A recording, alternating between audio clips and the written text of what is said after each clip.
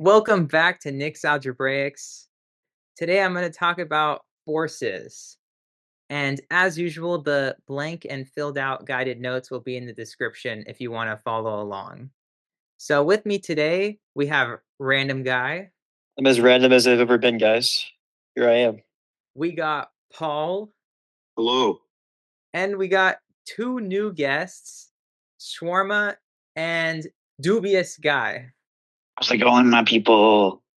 Hello, hello. So let's start with Newton's second law. Let me highlight this because we're going to use But now Nick has not made a video about the first or third laws. we're going to start with the second law. It's the most important.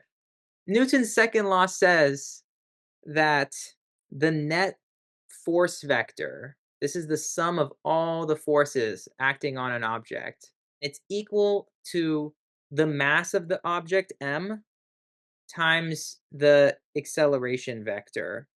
So both force and acceleration are vectors. So this equation tells us that the acceleration points in the same direction as the net force, because the net force is just a number times the acceleration. So they're going to point in the same direction. The sigma means sum. So it's the sum of all the forces. This is the net force. All right.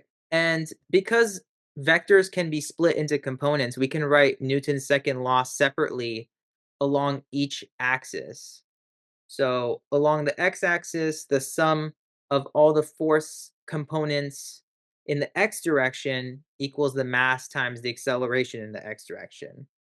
And it's the same thing for y. The sum of all the forces in the y direction equals the mass times the acceleration in the y direction. And you can even do the same thing for the z direction, but for this video, everything will be in the x and y direction.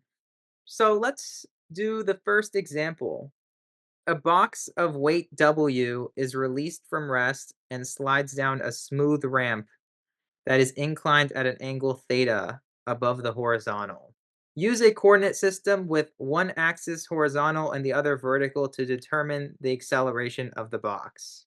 First, let's draw a picture of what's happening. Usually the first step. Yeah. So I'm going to draw my ramp. So I'm just going to draw a right triangle. And it says that it's inclined at an angle theta above the horizontal. So That bottom angle, right? yeah, this angle right here. Okay, and we have a box that's being released from rest. So let me draw the box. So what are the forces acting on the box? Oh, I think there's the normal force from the ramp. There's gravity, I would and agree. then Okay, so we have two forces that are acting on this box. We got gravitational force exerted by the Earth on the box, right? So that's the weight. And what direction is the gravitational force exerted by the Earth? It points straight down. I don't want to say X and Y because we haven't defined our coordinate system, but it points straight down toward the Earth. Yeah, so the gravitational force exerted by the Earth on the box is pointing straight down. So that's the weight. So that's W that the problem said. And Shawarma also mentioned that there's another force. There's the force exerted by the ramp on the box. So this is keeping the box from passing through the ramp. So this is called the normal force. Another word for like perpendicular, normal. Yes, so I'm going to call that N, call it capital N. And just like Random Guy said, it's called normal force because it acts perpendicular to the surface it's touching. So this is like perpendicular to the ramp. So normal means perpendicular. It doesn't mean like typical, like a normal guy working 9 to 5. From now on, I'm normal. Normal, huh? Yep. But do we have friction? You said it was smooth, which I think is fake news, but if you say so. Yes, the frictional forces are not present in this problem because the ramp is smooth. So that means frictionless. So yeah, that's the only forces we got. And back to what Random Guy was saying, let's figure out what are coordinate system is. The problem tells us the coordinate system. It says one axis is horizontal and the other is vertical. So this is the standard x and y axes. So that's our coordinate system. We're trying to figure out the acceleration of the box. So in which direction is the box accelerating? Down the ramp in this direction, like parallel to the ramp. So this is acceleration. We need to find acceleration. That's the goal. Notice how we're only given variables. It says the weight is W, the angle is theta. We're only given variables, so our answer has to be in variables. So since we're only given theta and W, our answer can only have theta, W, and a constant like G. So let's figure out the acceleration. So just like these equations right here, we're gonna look at all the forces in the x direction and we're gonna look at all the forces in the y direction. So let's start with the forces in the y direction. In the y direction, we got weight, and we also have the y component of the normal vector. So let me draw that in. So here, I'll call this ny. This is the y component, and this is n sub x, the x component. And we can do the same thing for acceleration, even though acceleration is not a force, but you'll see it pops up in the a part of F equals ma. It is a vector. Yeah, it is a vector. So you can do this whole tip to tail thing. Yeah, so this is ax and this is ay. Like I said, let's start with the forces in the y direction. So the sum of the forces in the y direction equals mass times the acceleration in the y direction. And we are defining this as the net force on the block. That's the system. Yes. The sum of the forces in the y direction, we got ny minus the weight, minus w, because ny is upward minus the downward forces. So ny minus w is the sum of all the forces in the y direction.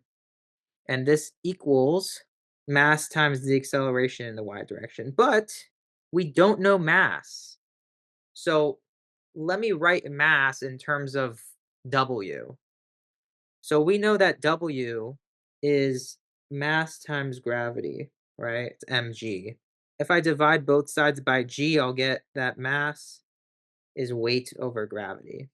So I'm going to replace m with W over g. So this is going to become W ay over g.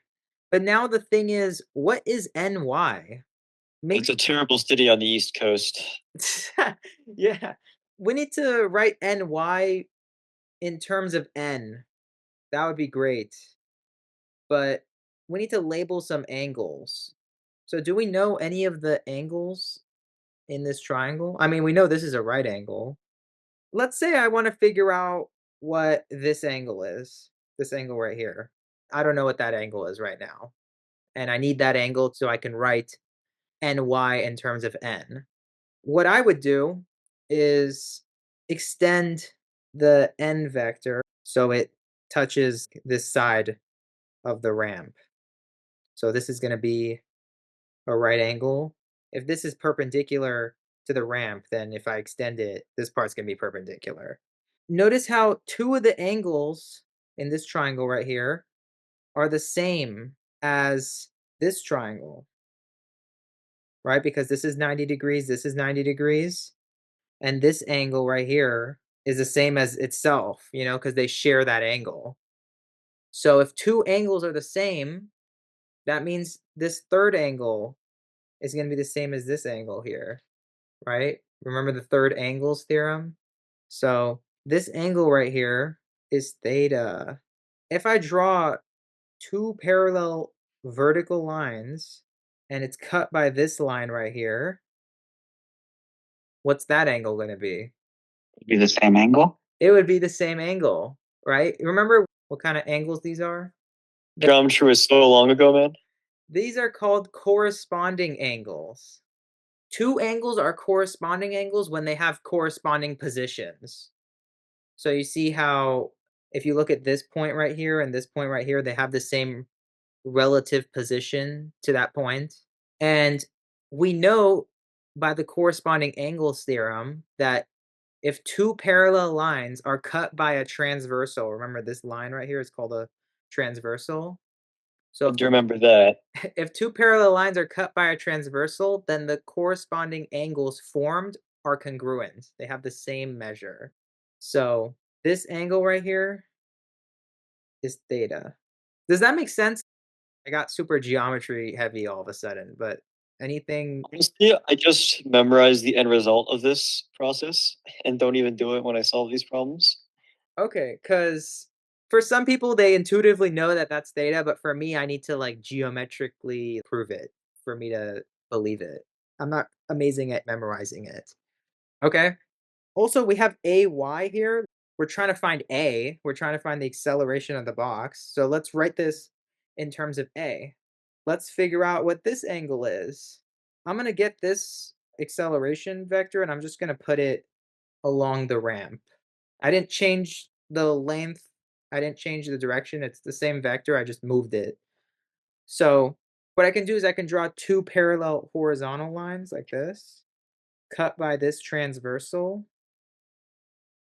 And what are these two angles here? The same. Yes. Do you guys remember the name of these angles? They're alternate interior angles. So remember, two angles are alternate interior angles when they lie between the two lines, the two parallel lines, but they're on opposite sides of the transversal. This is the transversal right here, the line that's cutting through the parallel lines. So since these angles are on opposite sides of the transversal, they're alternate interior angles. And remember, the alternate interior angles theorem says that if two parallel lines are cut by a transversal, then the resulting alternate interior angles are congruent. So they're going to have the same measure. So that means, let me bring this back here. So this is theta by the alternate interior angles theorem. Any questions on how I know these are theta now? So now I can write ny in terms of n. Ny is adjacent to theta, so I can say ny is n cosine theta. And then for ay is opposite this angle, so I can say ay is negative a sine theta, actually. And I'm slapping on a negative because ay is downward.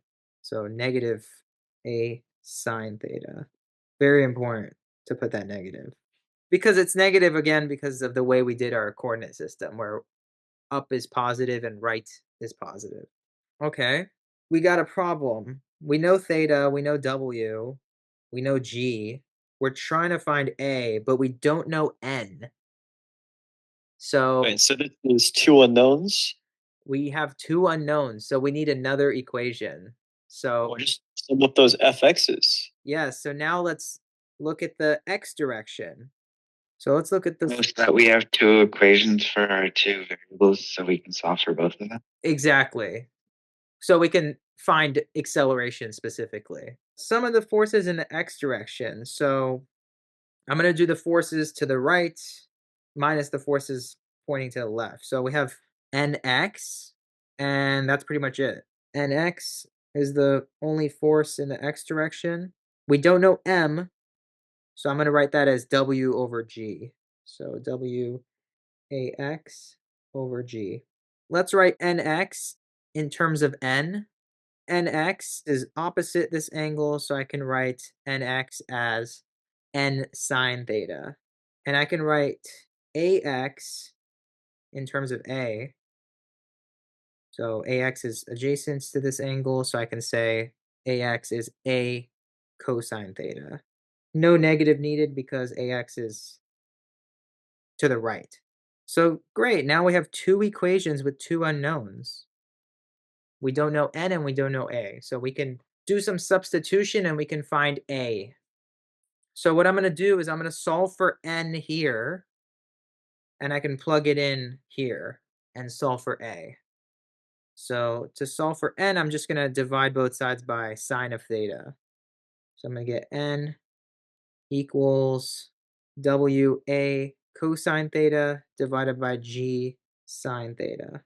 And now I'm going to get that and I'm going to substitute it in this equation and solve for A. So we have N, that thing right there, times cosine theta minus W. What I can do now is every term has W in it, so I can divide both sides of the equation by W. So that will cancel, that will become 1, and that will cancel.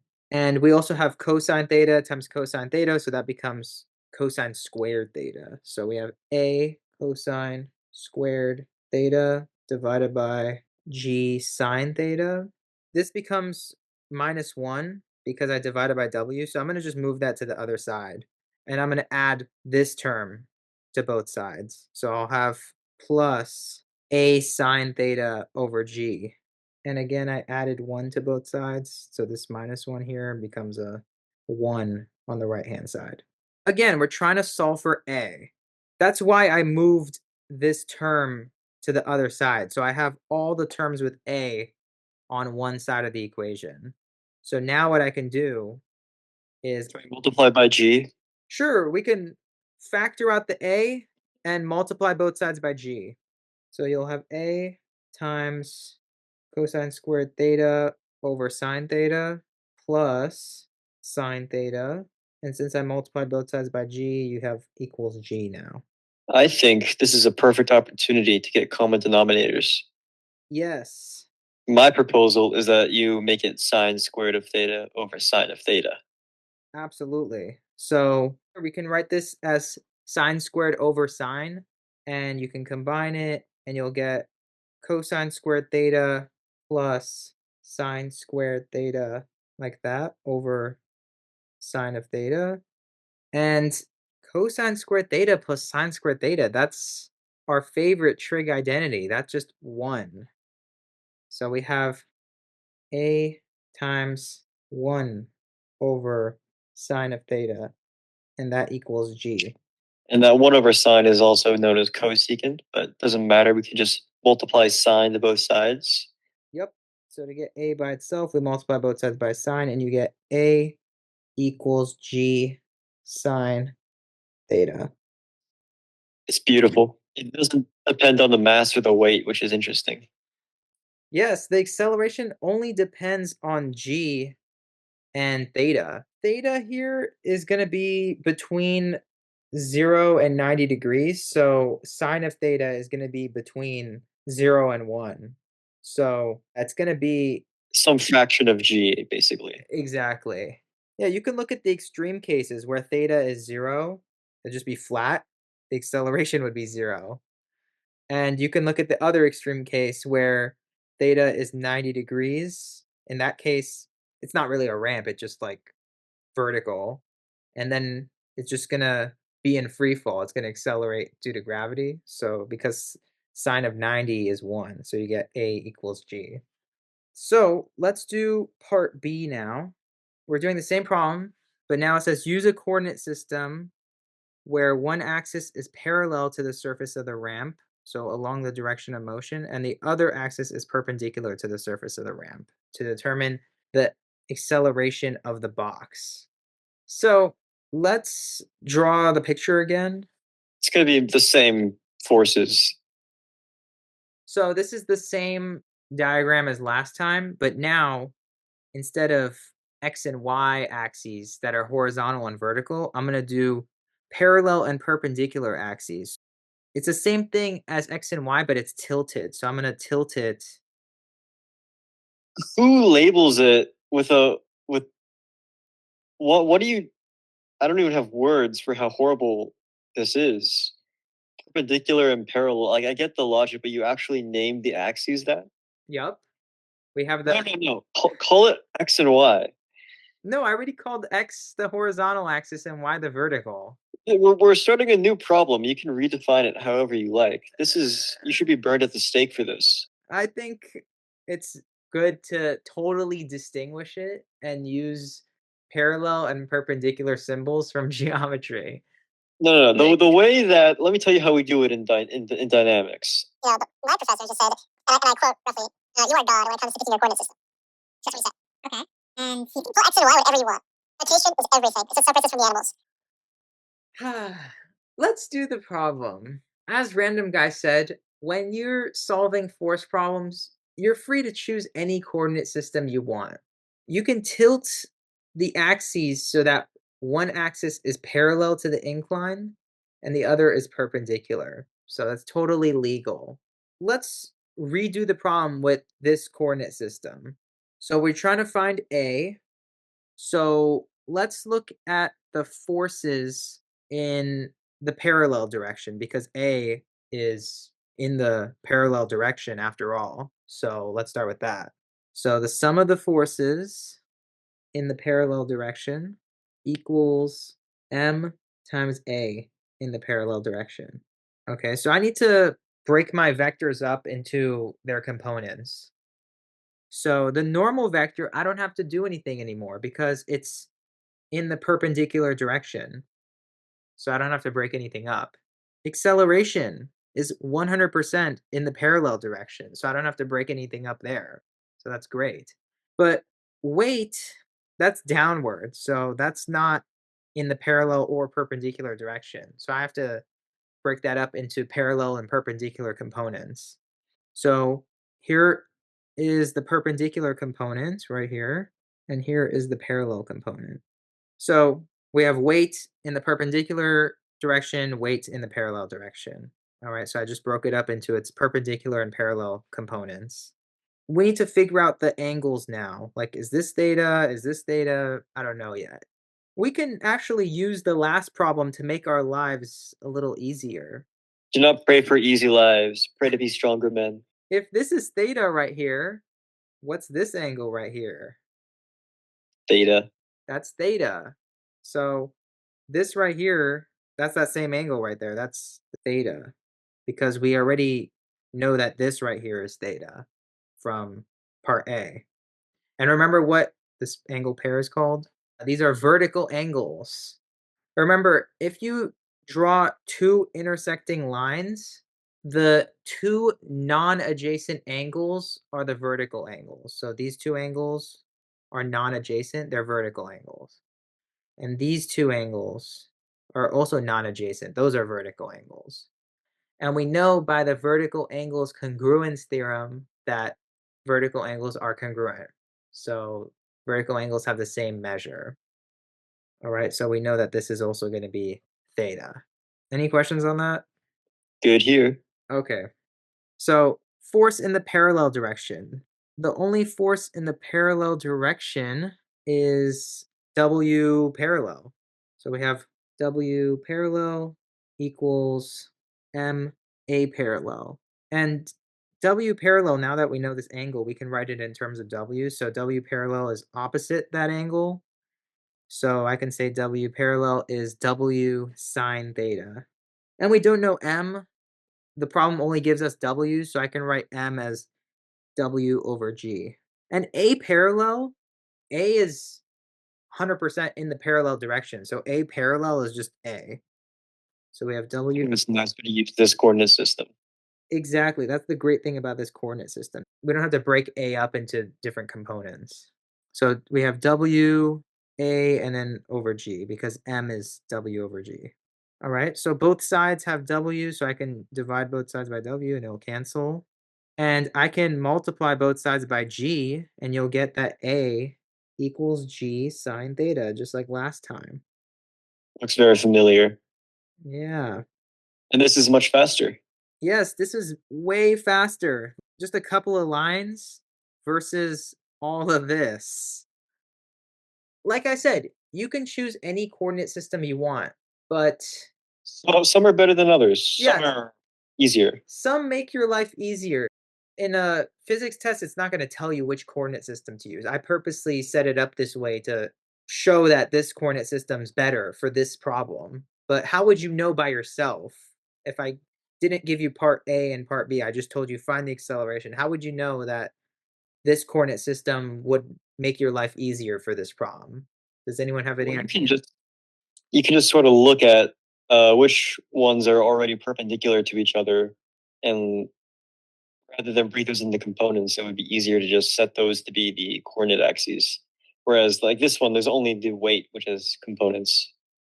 Okay, yeah, that's a good point. In this coordinate system, I only had to break up the weight vector into its components. But with the x and y coordinate system, I had to break up two of the vectors. I had to break up the normal vector and the acceleration vector into its components.